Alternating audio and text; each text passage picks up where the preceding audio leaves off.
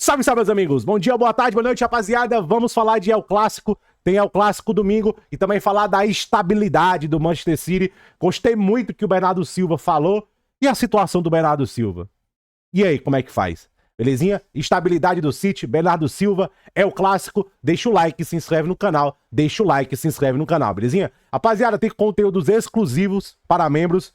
Falando do Antony, o Estevão tem que ser ponta. Efeito Arda Güler no Real Madrid, vingança do André Berta, o time ideal do Marco Silva, esse cara que lentamente tá se tornando elite, a verdade sobre o Anderson, o enigma da Premier League, e vai sair hoje BCA apostado em Europa, semana passada 4/2, essa semana foi boa, essa semana nas apostas foram boas, na Champions lucro, 4/2, entendeu? Então, vamos que vamos, rapaziada.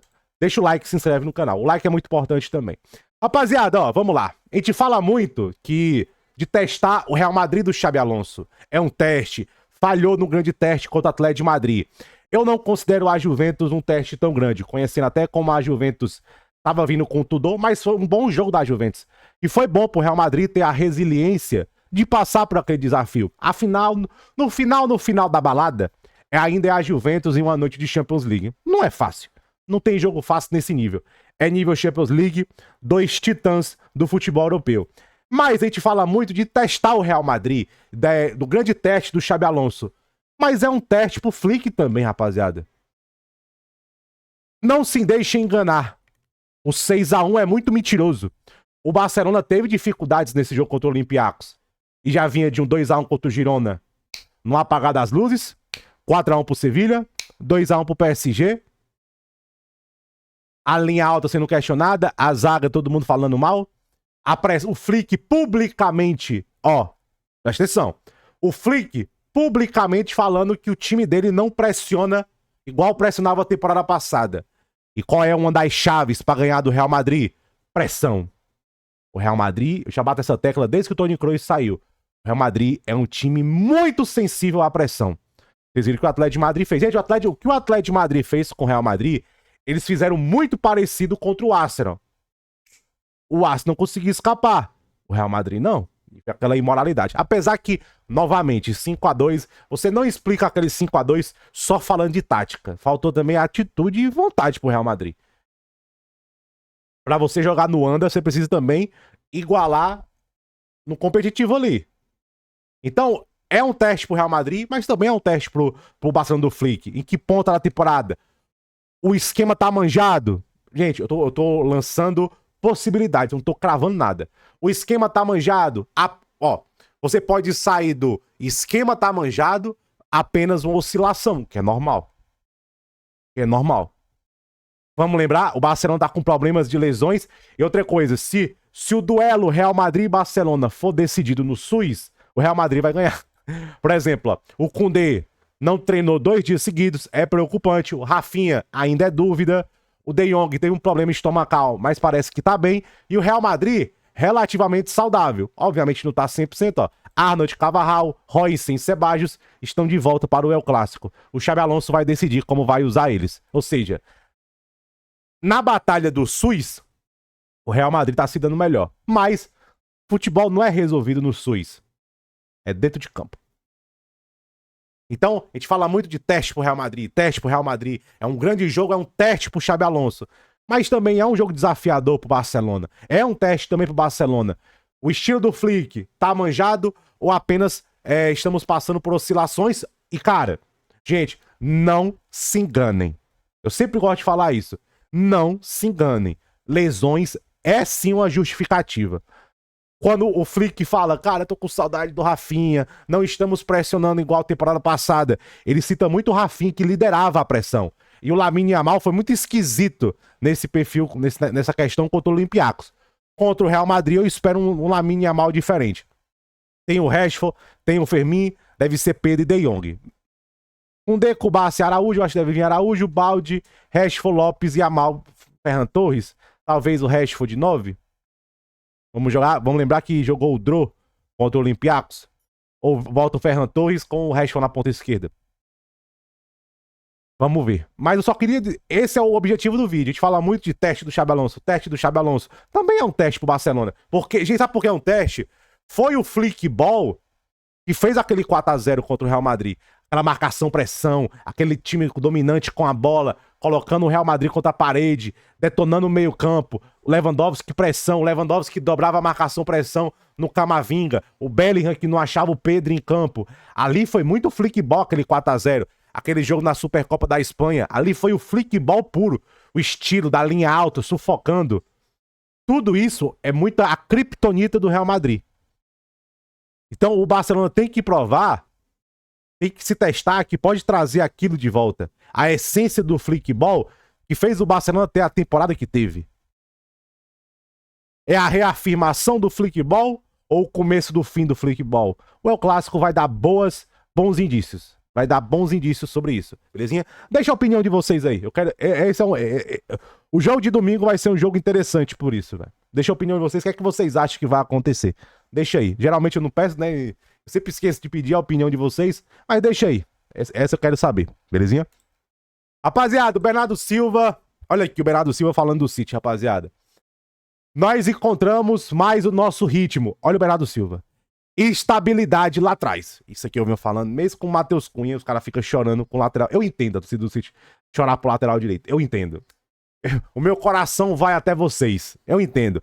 Mas, rapaziada, foi realmente Matheus Nunes e O'Reilly que deram estabilidade a uma linha de 4 que foi destruída por lesões e que não tinha meio campo.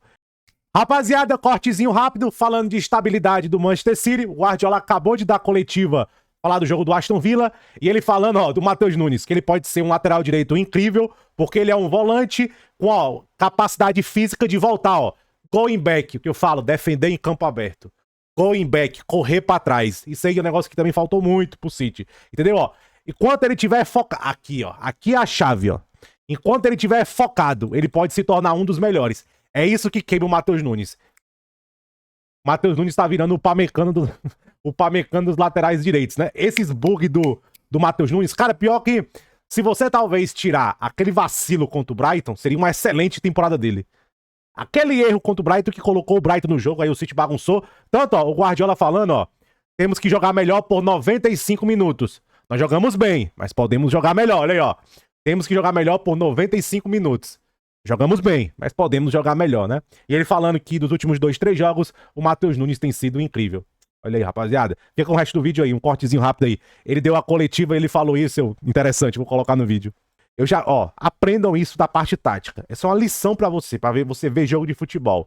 Meio campo fofo, estoura na linha de 4. Se a linha de 4 não der jeito, você vai tomar goleada, brother. Vocês viram o que aconteceu com o Palmeiras ontem aí? É. Meio campo fofo, estoura na linha de 4. Se a linha de 4 tá mal ou não tá performando bem, você vai levar a goleada, mano. Futebol, pra mim, essa é uma regra muito como eu vejo o jogo.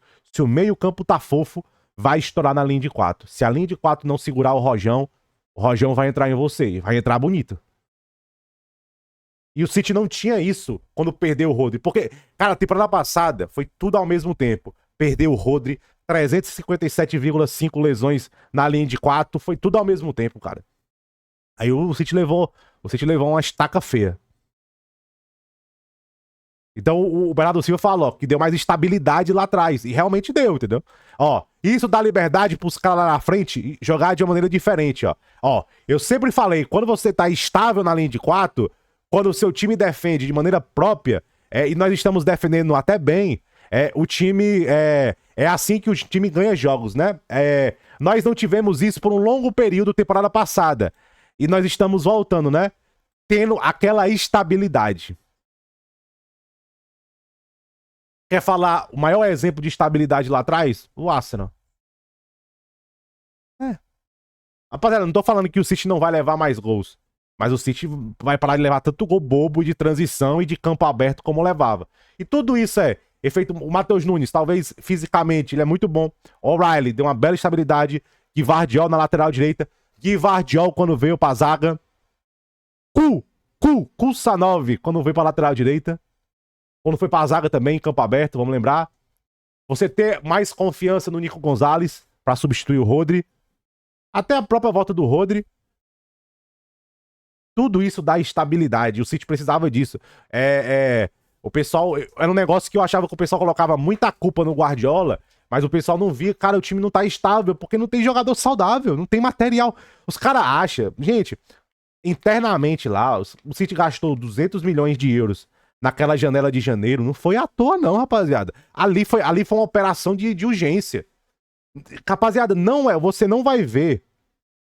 Eu acho, eu não sei, é porque o Chelsea quando chegou com a Blue CEO, deitou a madeira, velho. Mas eu acho que se você tirar as loucuras,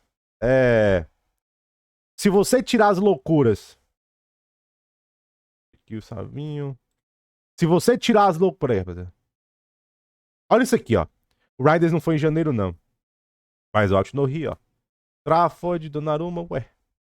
Ele não tá aparecendo de janeiro aqui. 5, 26, 23, 24. Vai ser janeiro? Ó, tá aqui, ó. Não, isso aqui é o de Guardiola, Matheus. Não. Acho que não tá aparecendo, não. Só a janela. Ah. Você aparece aqui, 24, 25. O seu marketing oscila mais do que o dólar. Ó, pronto aqui, ó. Pronto, ó. Os caras gastaram 250 milhões de euros em janeiro.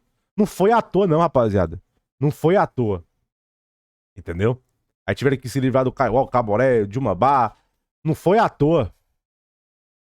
Porque realmente foi uma cirurgia. Ó, 2 zagueiros, primeiro volante e ataque. O ataque não tinha aquele punch do Julián Álvares, Marmouche. Meio campo, precisava de uma presença, Nico Gonzalez. Na zaga, todo mundo bichado, 2 vieram. Entendeu? Foi uma cirurgia de emergência. Então não era muito treinador ali, era muito falta de material humano. Eu via muitas vezes o pessoal botar a culpa no Guardiola de material humano e falta de material humano e lesões na conta do Guardiola. Nada a ver.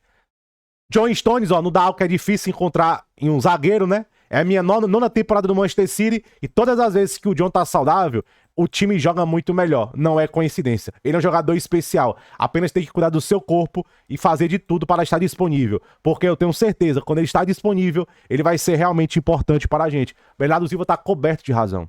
O Stones saudável é muito bom, mano. O problema é que ele não fica saudável. E o Bernardo Silva, rapaziada, é o último ano dele, tá? Eu acho muito improvável o Bernardo Silva continuar no City. O City vai ter que olhar um substituto pro Bernardo Silva. Eu tenho um nome ideal. Zaire Emery. Se o City, eu tentaria o Zaire Emery. Ou é porque tem que ver muito o estilo do Guardiola. Se você olhar estilo Guardiola, Adam Wharton, Zaire Emery, tem que ser muito bom com a bola, porque é o Bernardo Silva. Eu ia falar o Froholt, mas o Froholt não tem as características. É um perfil diferente do Bernardo Silva. Adam Wharton é um nome pra ficar de olho. E o Mark Guerre no City, porque o Stones não fica saudável. Tamo junto.